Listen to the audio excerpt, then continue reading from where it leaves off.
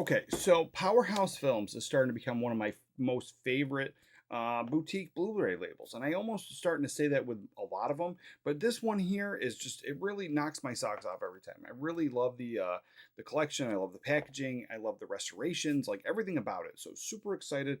I got some stuff that I never did before. I got some like special limited edition collector stuff. I usually don't really go into that, but I did this time because there was one film I just loved the painted movie poster art that was on the cover, and the other one I thought it was something else. I thought it was a movie from the '60s, and it clearly wasn't. So to my surprise, it's not. But they're very, very limited edition. I'm glad to have them because they're going to skyrocket in price later, and so it's probably something I would never going to have. And I got some cool stuff that I didn't have in my collection, and stuff that I just have been wanting for a very long time. So right off the bat, we have The Revenge of Frankenstein. So this is a horror, a Hammer horror classic, Peter Cushing. It's a great film. So glad to have this in the collection now. Super excited about that one. Next is a film that I love. I love this film. But at first, I didn't know it existed. So in the 90s, they remade this movie. Had no idea it was a remake. And I really did like the remake. But this one here was 13 Ghosts. I saw it a couple years ago. I love this story so much better, even though I love the original one, or the one I saw in the 90s, the original one I saw in the 90s. But I do love this story a lot better. I think it was definitely more well done. And this one here, I don't know if there was, it says in Illusiono. So I don't know if that was a gimmick. So there was a time period in cinema history where movie theaters needed to draw the audience, and they couldn't do it. So they were always trying these gimmicks. They have people, dress up as monsters, and they add all this like different things and Illusiono, that type of stuff. I don't know if this was one of those gimmicks, but I'm kind of assuming it was. And then famously, they did a movie called Matinee with John Goodman, who kind of touches on that whole entire topic of bringing in seat shakers and monsters. Dressing up as monsters to try to like get people into the theaters.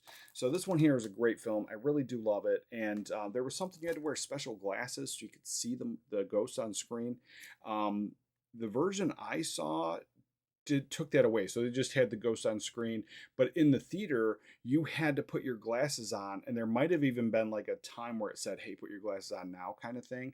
I don't recall. But it was just a really cool thing. And then I just imagine sitting in the theater at the time, just something really fun. I probably would have never seen anything like that before. And for anybody who saw this movie in the theaters, that's probably what it was. It was probably a really, really good experience. But I do love this story. So this was a good one. Fun pickup. Glad to have it. Next here, this one here, I've heard of this. I never picked it up. I've never seen it anywhere. And it's Age of Consent.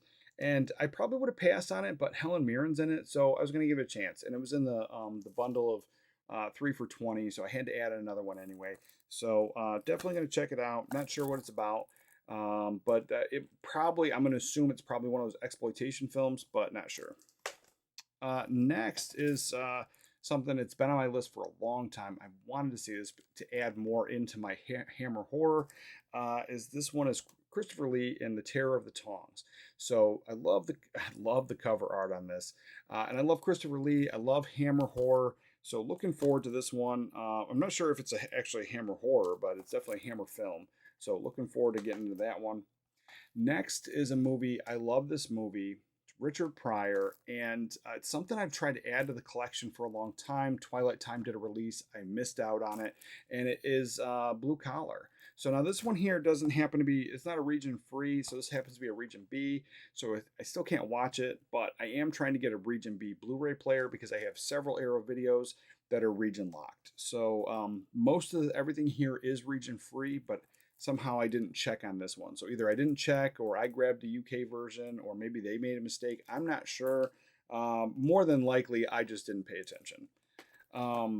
Next is another one. It's been on my list for a long time. Walter Matthau. I haven't seen it. Looking forward to this one. Love that movie poster, and it's Charlie Varick. So this one's great as I'm trying to collect all the Walter Matthau movies. To have this in the collection, really, really looking forward to it. And another one that's region locked. So a little bit unfortunate, but like I said, I will be getting a region B Blu-ray player soon enough. Next on the list, I do have this on Twilight Time, so I'll probably be selling that one. But this one is First Men in the Moon, and I really do like it because I have all the other indicators I have are Ray Harryhausen's. So First Men in the Moon, I'm going to add it to my Ray Harryhausen collection, and probably put the Twilight Time on for sale. So this one's a great pickup. Really enjoy that film. This is another one. I'm not sure what it's about. However, I picked it up because I'm just going to assume it's a Ray Harryhausen flick. And it's Terror from Outer Space. It looks fun. It looks awesome. And it's like 50s or 60s. Yeah, 1957. So that monster horror movie, sci-fi, I'm in. This is, I'm going to sit down for however long this is and just enjoy it. Next one here. This is a great one. 1984. It's a Body Double. So it's one I haven't seen for home video release. Probably like ever. Maybe since like the VHS store or the video rental store back in the day. Other than that, yeah, it's a Brian De Palma film, so looking forward to giving that one a watch.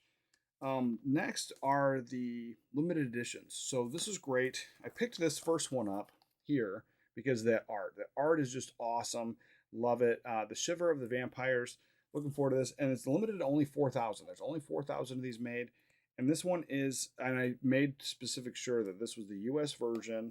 So there's only 4,000 made. And I do have a high number, so I don't know how they're counting the pile or whatever, but I'm assuming maybe I'm running out. Maybe they're running out. And this one here, there's limited to 6,000 copies. Again, I have a really high number, but it's called The Orphan of the Vampires. I thought this was like a 60s horror that I saw once back in the day, and apparently this one came out in 97. So I picked it up thinking it was a different film.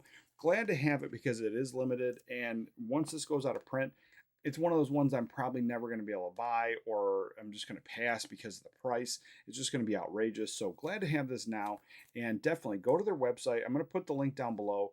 Love Powerhouse Films. I love this indicator line, and they do all kinds of versions. So just double check. Like I said, I did notice if you don't have a Region B Blu-ray player, then some of these might be region locked. But there's tons of them that are region free, and they do have US versions. However, the US versions usually sell out.